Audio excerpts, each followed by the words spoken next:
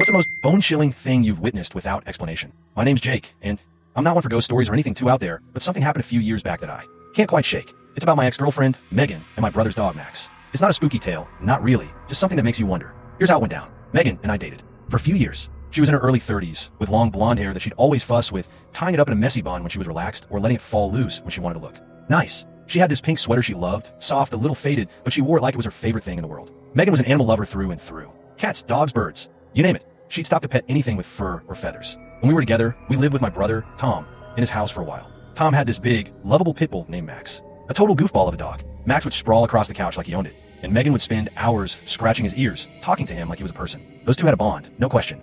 Life moved on, though. Megan and I broke up, and I moved out to give Tom some space. He'd started dating a woman named Sarah, who had a little girl, Lily, about 5 or 6 years old. They were building a family, and I didn't want to be the third wheel crashing in their basement. Megan, though, she didn't make it much longer after that. She passed away suddenly, and it hit me hard. I won't go into it, but she was buried in that pink sweater she loved so much. It felt right, you know? Like she'd have wanted it that way. A few months after she passed, Tom and Sarah planned a family vacation, a week away somewhere sunny. They asked if I could house it and take care of Max while they were gone. No brainer. I said yes. Max was a good boy, but he wasn't exactly low maintenance. He was big, strong, and could get antsy if he didn't get enough attention. Tom and Sarah kept him in a crate when they weren't home, mostly because Lily was so young, and they didn't want any accidents. The crate was set up in Lily's room, which was this big, cozy basement space with toys scattered everywhere and a little bed with princess sheets. I'd go over to Tom's place every day to let Max out, feed him, and hang out for a bit. He'd bound out of the crate, tail wagging like crazy, and we'd wrestle or go for a quick walk.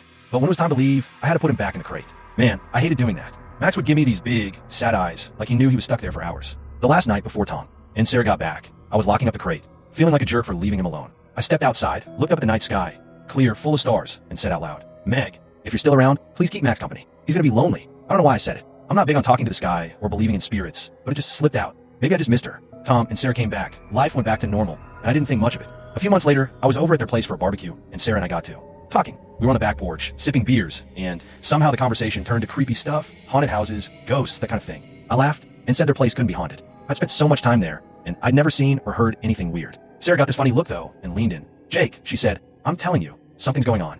She told me it started a couple months back, right around the time of their vacation. Actually, she hadn't noticed anything herself, but Lily, her daughter, had been talking about something strange. Apparently, Max would sometimes start barking or whining his crate for no reason, like he was worked up or anxious. When Sarah would ask Lily what was going on, Lily would say, "Calm as anything. Oh, the lady's with him." Sarah asked her to describe this lady, and Lily said she was about Sarah's age, with long blonde hair and always wearing a pink sweater. She'd see this woman in her room, near Max's crate, just standing there or petting him, and Max would settle down right away, like he was comforted. I froze when Sarah said that. Long blonde hair, pink sweater, a woman in her 30s. It sounded exactly like Megan. I didn't say anything to Sarah. I mean, what do you even say? "Hey, I think I accidentally invited my dead ex-girlfriend to hang out with your dog." Instead, I just nodded, took a